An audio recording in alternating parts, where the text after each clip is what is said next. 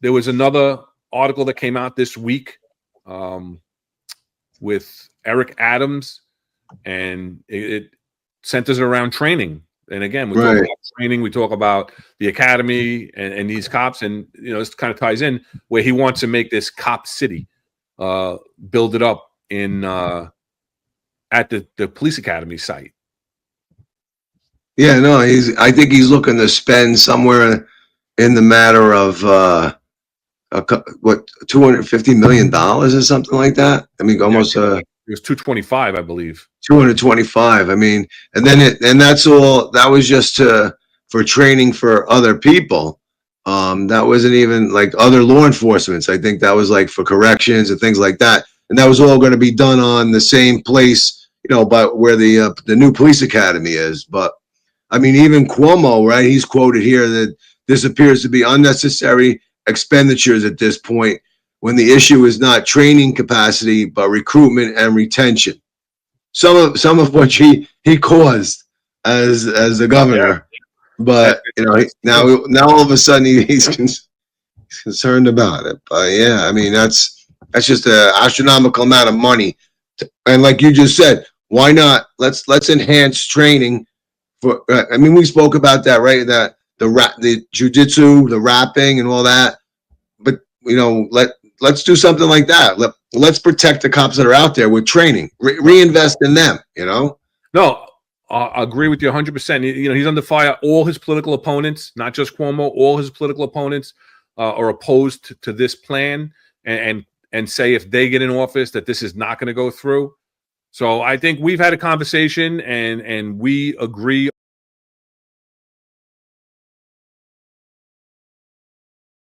that instead of building a facility for these other law enforcement agencies within the city, corrections, parks department, I don't know, maybe sanitation, I don't know. What other law enforcement that we have? Health and hospitals. Sounds like a CAS building to me. Yeah. CAS in the office right there. Yeah, if he gets reelected, he'll be spearheading this whole thing. But I believe that we're in agreement that take that money, build a facility, but build a facility where you could train officers better to handle close quarter situations and work on tactics, because I think tactics is key to everybody's safety. Obviously, we can't keep other people safe if we can't keep ourselves safe. And if we don't have proper tactics, I mean, Rob, you know firsthand. Executive officer, you were a captain in emergency services, executive officer, you're the executive officer of special operations, in charge of all the special operations division. Speak to us on what you think we're at with tactics right now. Yeah, no, I think that the NYPD is definitely lacking in their training of tactics. I mean, like you just said, if they're going to build a facility, build a giant tack house. I think the best thing they did is when they built the academy, they did 1 or 2 floors they have where they do scenario-based training right there. There's a car up there and stuff where they can do that. But you really need to, the ESU uses simunitions. It's like a little paint pellet, So, and you need a training facility where there's movable walls, because guys they remember after a while. You go through it, and they should constantly go through this training and be proficient in it, right? Because we know that, I think it was a sticker on your locker. Tactics saves lives, right? Safe tactics saves lives. So, and that's what it's about. But don't put a sticker on a locker and say that, and then not reinforce it with training. And I think the training is completely lacking in that respect. Yeah. What do we talk about? What we talked about, you brought it up before with the jiu-jitsu training, right? It's muscle memory. You have to do it. You can't go to a class for 2 hours and expect to go out and execute it properly in the field. Yeah. That's what they were doing with the jiu-jitsu, right? So, yeah, I mean, everybody's going to have comments in the comments about the tactics and whatnot. And, again, we're not doing this. Again, Monday morning quarterbacking is not to criticize the actions of those involved in those videos. Monday morning quarterbacking, which is what we're doing, is Monday morning quarterbacking. We talked about this on another show, is going over it, right? We're going over the incident to try and prevent things from happening again, from those types of incidents that are unsafe from happening again, where somebody might get hurt, where those 2 officers were shot. I don't know if they were shot by the perp. I don't know if they were shot by friendly fire. I don't know. I don't know the circumstances. I'm not going to speak to it. But, you know, you want to look at that scene and you want to pick it apart only so that somebody else may not get hurt in the future. And that's what we're talking about. And we're talking about put the resources into something that you're going to get a positive result from. And positive result is officer safety. So I think that's really, you know, we're just trying to help.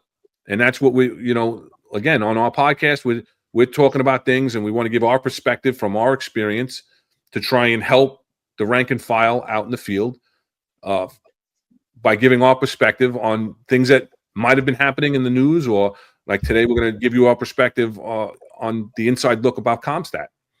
But it's about helping, because we're from the law enforcement community, right? And that's one more thing I want to get to. Can I just address Samara Cohen?